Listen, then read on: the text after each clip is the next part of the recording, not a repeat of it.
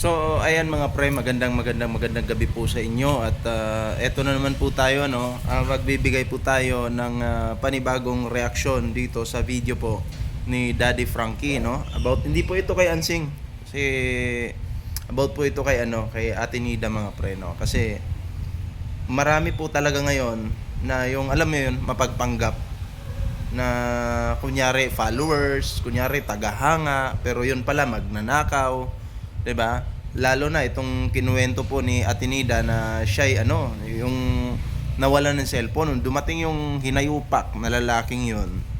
Nawalan po siya ng cellphone mga pre. So ang target po talaga noon ay magnakaw. Wala namang ibang tao na kaduda-duda, siya lang naman. Okay?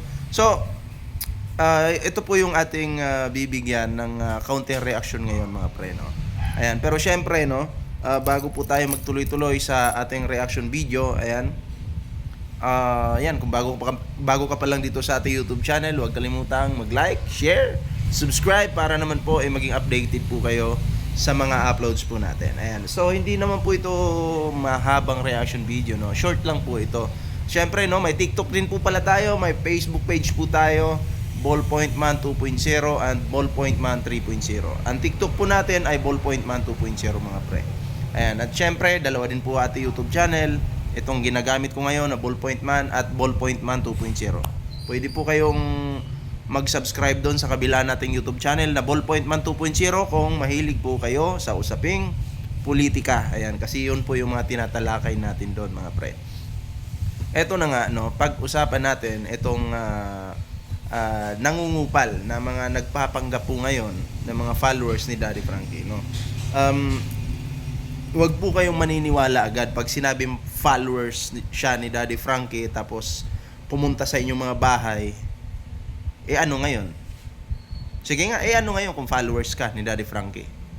Ang tanong, totoo bang followers ka? 'Di ba? Yun yung mahirap Gagamitin si Daddy Frankie para makuha yung atensyon nyo. Katulad ni Ate Nida, sinamantala yung si Ate Nida, 'di ba? Sinamantala po. Nagpakilala lang daw na na followers. So ayun, in-entertain na ni Ate Nida. Isa po 'yun sa way ng mga kawatan o mga magnanakaw para kayo ay mapaikot nila. Or baka na-hypnotize itong si Atinida or baka hin-hypnotize kasi sabi niya pangit naman daw pero parang sumusunod na rin si Atinida sa mga sinasabi ng hinayupak na lalaking ito Oo, sana din po itong mga kapitbahay ni Atinida may mga CCTV din sana para matukoy kung sino po yung lalaking yun kasi kailangan po kasi natin itong seryosohin mga pre na maliit man na bagay yung ninakaw o malaki, kailangan po seryosohin yan. Kasi, yung maliit na pagnanakaw, palaki po ng palaki yan. So, kailangan po talaga seryosohin po yung mga ganyang bagay. 'Di ba? Kasi, buti nga, cellphone lang yung nawala. Paano kung nakapanakit pa yon? 'Di ba? Paano kung sa ibang tao nila gawin yon? Manakit. Magnanakaw siya, tapos manakit. Mahirap. So, kailangan pong seryosohin yung ganyang bagay at sana po yung barangay doon kung saan man si Atinida nakatira mga pre umaksyon din, imbestigahan din po yung mga pangyayari, 'di ba? Kasi ang kailangan doon is kailangan maging safe po yung komunidad, 'di ba? Yun lang kasi kailangan na po nating mag-ingat ngayon, lalong-lalo na may mga ngayon masasamang loob nagkalat, 'di ba? So ano po bang gagawin ng nasa community? Magtulungan. 'Di ba? Imbestigahan kung may mga CCTV yung kapitbahay, ilabas. I-post for awareness lang naman, 'di ba? Lasing daw yung tatay ni Atinida nung time na 'yon, And then si Atinida naman, alam niyo naman may pinagdadaanan 'yan, 'di ba? Hindi pa naman totally okay siya. Pero nakakapag isip, 'di ba? Pero sabi nga, na daw siya, na-hypnotize. I mean, sa analyze ko yon, na-hypnotize siya. Kasi, sumusunod na lang po siya Umuoo na lang. 'Di ba? Akalain niyo yun, umuoo na lang po. So, pangit naman daw yung lalaking yon. Pero bakit siya napauoo? Hindi naman po ito sa usaping panlalait, hindi po. Binabase lang po natin yung reaction natin doon sa sinabi po ni Atenida, mga pre. Ayan. Nga pala, yung tiyan pala ni Atenida malaki na. Buntis nga ba? Hindi. Ay, sino bang nakabuntis? Di ba? Hindi, joke lang. Pero mabalik tayo sa usaping ganyan, mga pre, no? Yung pagnanakaw. Kailangan po talaga itong seryosohin. No? Ayan, may papayo ko lang din sa mga kawatan na yan. Good luck. Good luck sa mga pinagagawa nyo sa buhay nyo. Kasi hindi habang buhay makakalusot kayo. 'Di ba?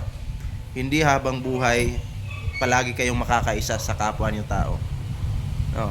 Yang mga pagnanakaw nyo na yan, yung mga ginagawa nyo, lalo na't yung ninakawan pa si Atenida pa talaga, no? May karma yan eh. Minsan pa naman yung dumarating na karma sa mga magnanakaw, kamatayan. Di ba? Kamatayan. Mamamatay kayo. Mamaya tigukin ka na lang sa gilid-gilid. Matrace ka na ikaw yan. Magkano lang buhay mo? 10,000 ka lang, hayop ka. 'Di ba? 10,000 ka yan. Mamaya mabalitaan natin.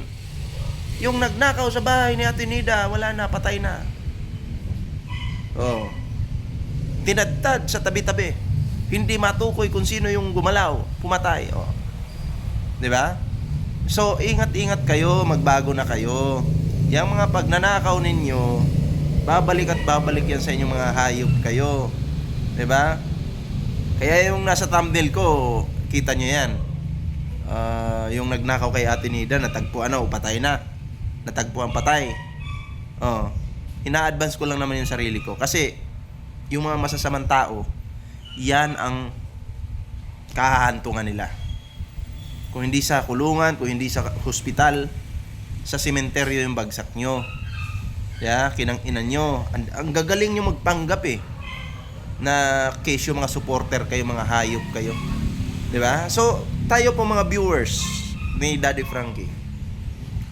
Kung meron pong magpakilala sa inyo na ganoon, supporter siya, huwag po ninyong i-entertain. Okay?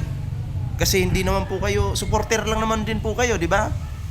Tapos magpapakilala sa inyo, kilala ko yan si Daddy Frankie, ganyan-ganyan. Huwag po kayong maniwala.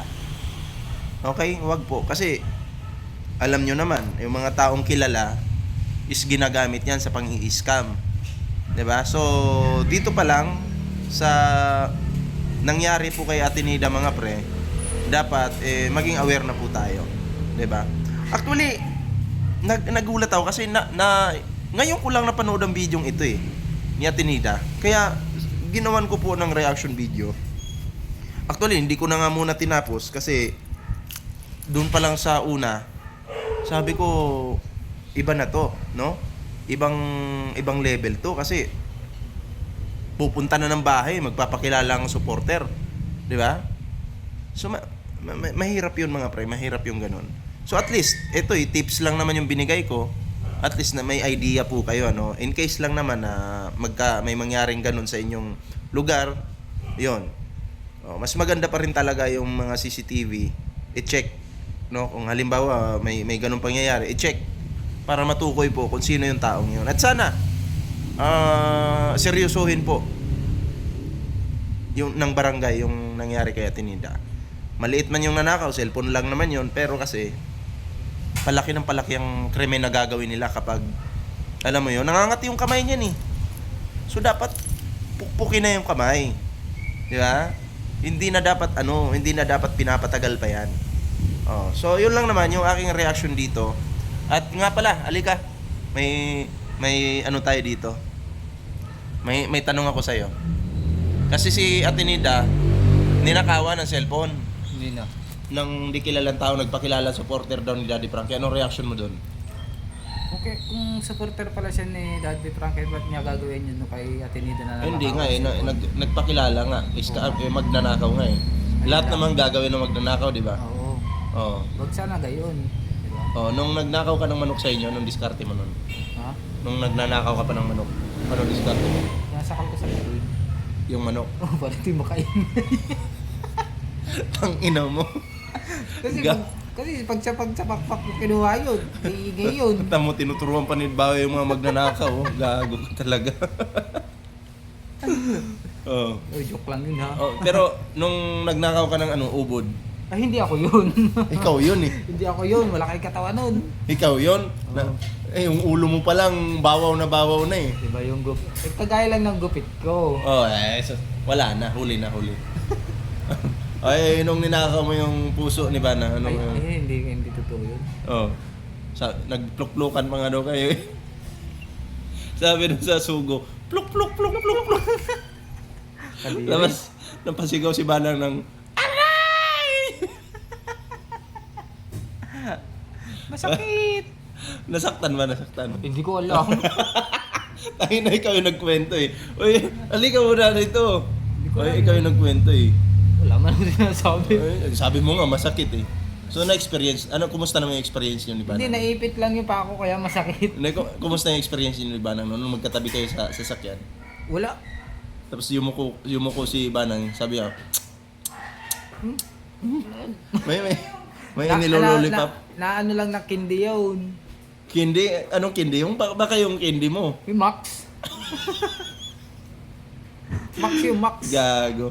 O, anong huling mensahe mo sa mga kawatan? O, bigyan mo ng mensahe yung mga magnanakaw ng mga hayop na yan. O.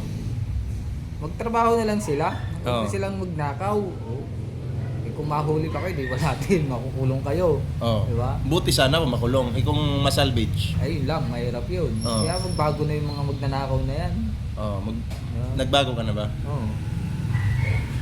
Anong ninakaw mo nun? Alin? Anong ninakaw mo nun? Saan? Doon, sa mga anong klaseng manok yung tinitira mo doon? Tandang. Tangina. So ayan mga pre, maraming salamat po sa pagsama sa ating video. Basta yun lang, simpleng tips lang naman yun. Oo. No? Ingat-ingat lang po tayo at maraming salamat po sa pagsama sa atin. Kasama po natin si Bawaw po. Bawaw, Makapugi. Bawaw Makapogi at your Kahit service. hindi. Oh, pogi po siya mga pre, no? So maraming salamat po, ingat po kayo lahat. Magandang araw po, magandang gabi, magandang umaga, magandang tanghali. Kung nasan man po kayo ngayon, ingat po kayo. Bye-bye. Kiss. Pakita mo yung lips mo. Oh. I-kiss mo. Wag! I-kiss Wag! mo. Makita yung puwit. Ano?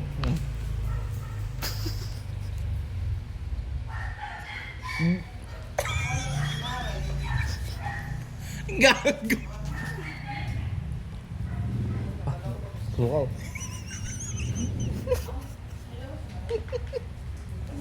Uy, baka dumami ang buzzer dito. Baka sabihin eh. Kita yung butas ng ilong niya.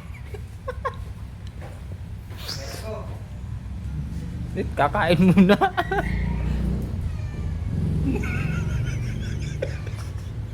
Angal yan.